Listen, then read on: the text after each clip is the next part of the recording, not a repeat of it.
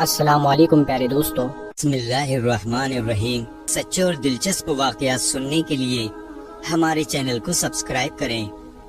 حضرت حزقیل علیہ السلام وہ نبی تھے جنہوں نے 70,000 مردوں کو زندہ کیا۔ ان 70,000 مردوں پر خدا نے کون سا عذاب نازل کیا اور کیوں یہ عذاب نازل کیا گیا؟ پھر حضرت حزقیل علیہ السلام نے ان کو کیوں اور کیسے زندہ کیا؟ حضرت حزقیل علیہ السلام نے انجیر کے درخت کے دودھ سے کس مرض کا علاج کیا؟ نوروز کے دن کی اتنی زیادہ اہمیت کیوں ہے؟ نصرانی حضرت عیسیٰ علیہ السلام کو خدا مانتے ہیں کیونکہ وہ مردوں کو زندہ کرتے تھے، لیکن حضرت حزقیل علیہ السلام کو خدا کیوں نہیں مانتے جنہوں نے 70,000 مردوں کو زندہ کیا؟ حضرت حزقیل علیہ السلام کی ولادت کیسے ہوئی؟ حضرت حزقیل علیہ السلام کی ولادت میں خواتین کو کون سا سبق حاصل ہوتا ہے اور حضرت حزقیل علیہ السلام کی وفات کیسے ہوئی؟ حضرت حزقیل علیہ السلام کا جانشین کون بنا؟ آج ہم آپ کو اس ویڈیو میں حضرت حزقیل علیہ السلام کے بارے میں ساری معلومات دیں گے۔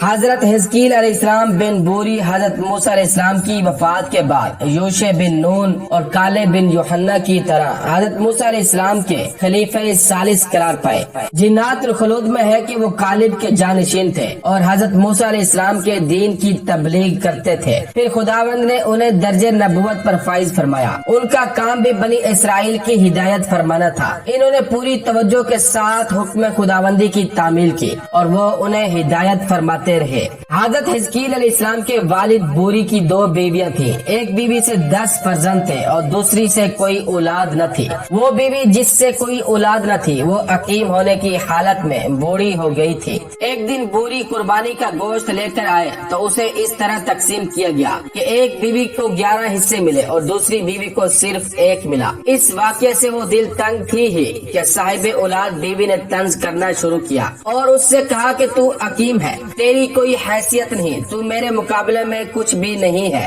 عقیم بیوی کو بڑا دکھ ہوا اور وہ نماز میں رات کے وقت گریہ وزاری کرنے لگی۔ ایک رات کو ساری توجہ اپنے پروردگار کی طرف مبذول کر کے دعا کی، میرے پالنے والے، میں اگرچہ بوڑھی ہو چکی ہوں اور اصولاً اولاد سے بھی مایوسی ہو چکی ہے، لیکن تو بڑا قادر و کریم ہے، تیرے نزدیک کچھ مشکل نہیں کہ تو مجھے ایک صالح فرزند عنایت فرما دے جو میری معاونت کا ذریعہ ہو اور میرے دل کے بہلنے کا سبب ہو۔ دل سے نکلی ہوئی دعا قبول ہوتی ہے۔ خداوند عالم نے اس کی فریاد سن لی۔ ادھر رات گزرنے کے بعد صبح نمودار ہوئی، ادھر خداوند عالم نے عطائے فرزند کے لیے سن یاس سے گزری ہوئی عورت کو حائزہ بنا دیا اور اس میں آثار جوانی نمایاں فرما دیا۔ وہ مرد جو اسے بوڑھی عورت سمجھ کر اس کی طرف رخ بھی نہ کرتا تھا، وہ اس کی طرف پورے طور سے متوجہ ہو گیا۔ دونوں ایک مدت کے بعد ایک جگہ ہوئے اور نطفہ ٹھہر گیا۔ مدت حمل گزرنے کے بعد صالح فرزند کی ولادت ہوئی اور اس کا دل باغ باغ ہو گیا۔ باپ نے بیٹے کا نام حزقیل رکھا اور خدا نے اسے نبی بنا دیا۔ حضرت حزقیل علیہ السلام چونکہ نہایت ضعیف عورت سے پیدا ہوئے تھے جو کہ بوڑھی ہو چکی تھی، اس لیے ان کا لقب ابن العجوز قرار پایا، یعنی بوڑھی عورت کے بیٹے۔ ایک روایت کی بنا پر نبوت تو وہ بطن مادر سے لے کر آئے تھے، جب وہ جوان ہوئے تو خداوند عالم نے انہیں مبعوث فرمایا۔ روضۃ الصفا میں ان کی بیست کی جگہ ایلیا مرقوم ہے۔ حضرت حزقیل علیہ السلام اپنی جائے بیست پر مشغول تھے اور شب و روز دین خداوندی کے پھیلانے کی کوشش کر رہے تھے۔ اسی دوران میں انہوں نے حکم دیا کہ کفار سے جنگ کے لیے چلو۔ ان لوگوں نے جنگ آزمائی سے انکار کر دیا۔ ان کے اس انکار سے خداوند عالم نے ان میں طاعون کی بیماری کا عذاب نازل کر دیا جو مسلسل آتا رہا۔ جہاد سے انکار کی وجہ سے جب طاعون کی بیماری کے نزول کا سلسلہ شروع ہوا تو ان لوگوں نے جو بھاگنے کی طاقت رکھتے تھے وہ شہر سے بھاگ جاتے تھے اور جو نہیں جا سکتے تھے وہ وہیں رہتے تھے۔ نتیجے پر وہ لوگ جو بھاگ جاتے تھے وہ بچ جاتے تھے اور جو نہ جا سکتے تھے ان میں سے اکثر مر جاتے تھے۔ جب وہ لوگ جو باہر چلے جاتے تھے واپس آتے تھے تو وہ لوگ جو نہیں جا سکتے تھے کہتے تھے کہ بھاگنا مناسب تھا، اگر ہم بھی بھاگ جاتے تو ہمارے اکثر افراد ہلاک نہ ہوتے۔ پھر لوگوں نے آپس میں مشورہ کیا کہ اب جب بھی طاعون آئے گا ہم سب بھاگ جائیں گے، چنانچہ ایسا ہی ہی ہوا کہ جب طاعون کی بیماری آئی تو سب کے سب اس علاقے سے نکل کر ایک سمت کو روانہ ہو گئے۔ بے روایت تبری جب وہ ایک میل کے فاصلے پر پہنچے تو ان پر موت طاری ہو گئی، اور بے روایت ارائس سولبی جب وہ وادی افی میں پہنچے تو وادی کے بالائی حصے سے ایک فرشتے نے اور وادی کے نچلے حصے سے دوسرے فرشتے نے آواز دی، مر جاؤ، پھر سب مر گئے۔ ان بھاگنے والوں اور مرنے والوں کی تعداد 70,000 تھی۔ بے روایت روزۃ الصفا ایک ہفتے کے اندر ان کے گوشت پوست سب گل گئے اور ہڈیوں کا ڈھیر جمع ہو گیا۔ پھر وہاں کے بچے ہوئے لوگ جب ادھر سے گزرے اور ان کے بس میں ان لوگوں کا دفن کرنا نہ ہو سکا تو ان لوگوں نے بے روایت چار دیواری بنا کر انہیں یا ان کی ہڈیوں کو اسی جگہ چھوڑ دیا۔ یہ ہڈیاں عرصے دراز تک بے روایت 60 سال اسی جگہ پڑی رہی۔ ایک دن حضرت حزقیل علیہ السلام جب اعتکاف سے فارغ ہوئے تو ان لوگوں کی طرف آئے اور انہیں دیکھ کر سخت پریشان ہوئے، اور انہوں نے بارگاہ خداوندی میں دعا کی اور عرض کیا کہ میرے مالک پالنے والے، یہ کثیر تعداد میں مرنے والے تیرے ہی بندے ہیں اور تیرے ہی دین کے پیرو ہیں۔ خدایا اگر انہیں زندہ کر دے تو تیرا بڑا کرم ہوگا اور یہ تیری عبادت کریں گے، پھر ان کی نسلیں بڑھیں گی اور وہ بھی تیرے سامنے سر نیاز جھکائیں گی۔ وہی ہوئی کہ اے حزقیل، کیا تمہاری یہ خواہش ہے کہ میں انہیں زندہ کر دوں اور تم ان کی تبلیغ کرو؟ عرض کی مالک میں بھی یہی چاہتا ہوں۔ پھر بے روایت حیات القلوب خداوند عالم نے انہیں اسم اعظم تعلیم فرمایا اور کہا کہ تم چلو، میں پانی لے کر اسم اعظم پڑھتے ہوئے ان پر چھڑکو کہ یہ سب زندہ ہو جائیں گے۔ چنانچہ حضرت حزقیل علیہ السلام نے ایسا ہی کیا اور سب کے سب جن کی ہڈیاں تک گل چکی تھی زندہ ہو کر اپنی اسی عمر کی حالت میں جس عمر میں مرے تھے سروں سے خاک جھاڑتے ہوئے تسبیح و تحلیل کرتے ہوئے اٹھ کھڑے ہوئے۔ حضرت امام جعفر صادق فرماتے ہیں کہ جس دن حضرت حزقیل علیہ السلام نے ان ہزاروں آدمیوں کو زندہ کیا تھا وہ نوروز کا دن تھا، اور ان کے پانی چھڑکنے سے یہ سنت قائم ہو گئی کہ نوروز کے دن لوگ ایک دوسرے پر پانی چھڑکتے ہیں۔ نوروز اس دن کو کہتے ہیں جس دن آفتاب کی برج حمل میں تحویل ہوتی ہے۔ اس دن کو قدیم ایام سے اہمیت حاصل ہے۔ بے روایت زاد المعاد مجلسی ائمہ طاہرین نے اسے اپنا دن کہا ہے۔ جس دن حضرت علی علیہ السلام کی ولایت کا اقرار لیا گیا وہ دن نوروز کا تھا۔ حضرت نوح علیہ السلام کی کشتی اسی دن کوہ جودی پر ٹھہری۔ حضرت ابراہیم علیہ السلام نے اسی دن بت شکنی کی۔ حضرت علی علیہ السلام کو غدیر خم میں آج ہی کے دن خلیفہ بنانے کا اعلان کیا گیا۔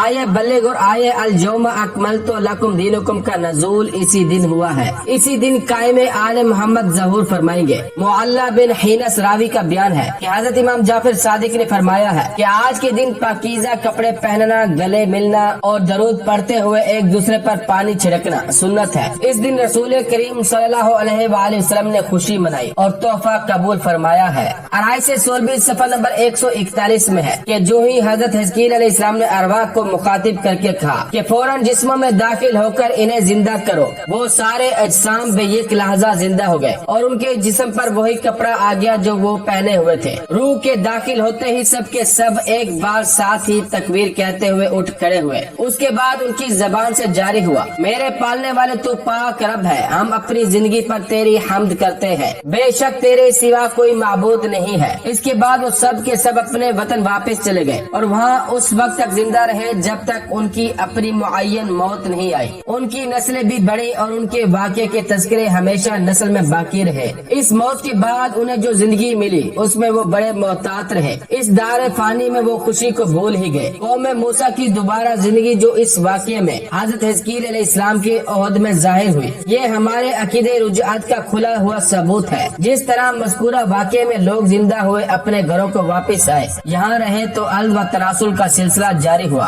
اور بالکل وہی زندگی انہیں مل گئی جو 60 سال پہلے تھی، اور ایسی صورت میں جبکہ گوشت گل چکے تھے، ہڈیاں راکھ ہو گئی تھی، بہت سے لوگوں کے گوشت جانوروں نے کھا لیے تھے، پھر خدا نے انہیں زندہ کر دیا اور گوشت کے اجزاء جہاں جہاں پہنچے تھے سب کو ایک جگہ جمع کر کے حیات عطا کی۔ اسی طرح رجعت میں بھی ہوگا۔ حضرات معصومین قیامت سے پہلے اسی دنیا میں اثر نو ظاہر ہوں گے اور ان کے ماننے والے دوبارہ زندہ ہو کر آ کر موجود ہوں گے۔ حضرت امام محمد باقر سے مروی ہے کہ ایک مرتبہ بادشاہ قبط بیت المقدس کو को खराब और तबाह और बर्बाद करने का प्रोग्राम बनाकर अपनी जगह से रवाना होकर बैतुल मुकद्दस पहुंचा और उसने उसका मुहासरा कर लिया। इस हालत से मुतासिर होकर लोग हजरत हिजकील अलैहिस्सलाम की खिदमत में हाजिर हुए और उनसे सूरत हाल बयान की। हजरत हिजकील अलैहिस्सलाम ने फरमाया कि मैं आज रात को खुदा की बारगाह में मनाजात करूंगा। चुनाचे आपने रात के मखसूस हिस्से में बारगाह खुदावंदी में दरखास्त की। वही हुई कि ए हिजकील, मैं इसका इंतजाम कर दूंगा। चुनाचे खुदा ने उस फरिश्ते को जो हवा पर मामूर है हुक्म दिया कि इन लोगों की सांसों को बंद कर दो। सांस रोक दी गई और सब के सब मर गए। हजरत हिजकील अलैहिस्सलाम ने अपनी कौम को उनके मरने की खबर दी।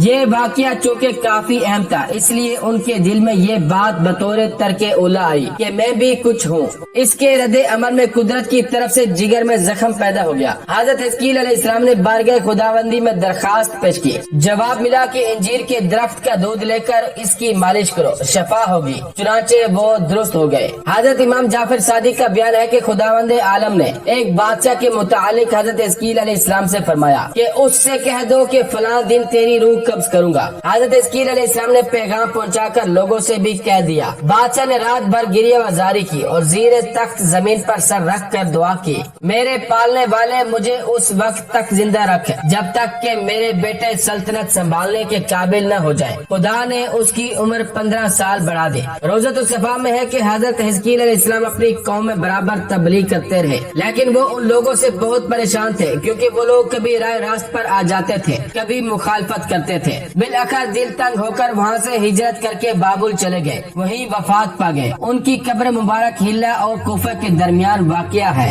मामून रशीद के दरबार में एक नुसरानी जासलीक आया और उसने हजरत ईसा अलैहिस्सलाम की खुदाई का दावा किया। मामून ने हजरत इमाम रजा को बुलवाया। जासलीक ने खुदाई ईसा की दलील ये दी कि वो मुर्दों को जिंदा करते थे। हजरत ने फरमाया कि हजरत हिजकील अलैहिस्सलाम ने भी बेशुमार मुर्दे जिंदा किए थे। अगर ईसा खुदा थे तो हजरत हिजकील अलैहिस्सलाम को भी खुदा मानो। मजमुल बारैन में है कि कहा गया कि हजरत ईसा अलैहिस्सलाम के बाप न थे। जवाब दिया गया कि इस दलील से हजरत आदम अलैहिस्सलाम ज्यादा मुस्तहिक करार पाते हैं क्योंकि उनके माँ बाप दोनों न थे। कहा गया कि वो मुर्दा जिंदा करते थे। जवाब मिला कि इन्होंने 4 मुर्दे जिंदा किए थे और हजरत हिजकील अलैहिस्सलाम ने हजारों मुर्दे जिंदा किए। कहा गया कि हजरत ईसा अलैहिस्सलाम ला इलाज मरीजों को शफा देते थे। जवाब दिया गया कि जिस पैगंबर देग में उबाले गए फिर भी तंदुरुस्त हो गए। बिल आखिर वो नसरानी लाजवाब हो गया। हजरत हिजकील अलैहिस्सलाम के बाद उनके फर्जंद हजरत इस्माइल अमूर उम्मत के कफील करार पाए। उनके पिदर बुजुर्गवार ने बेहुक्म खुदा उनको अपना जानशीन बना दिया। बेरिवायत जन्नतुल खुलूद अरसे दराज के बाद वो दर्जे नबूवत पर फाइज हुए, यानी वसी की हैसियत से काम करते रहे, लेकिन बेहैसियत नबी आपकी बेसत हजरत हिजकील अलैहिस्सलाम की वफात के बहुत बाद हुई थी।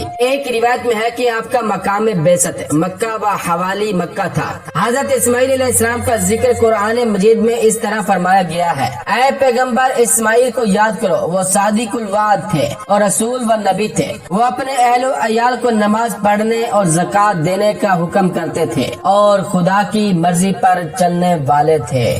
तो ये था आज का वाकया।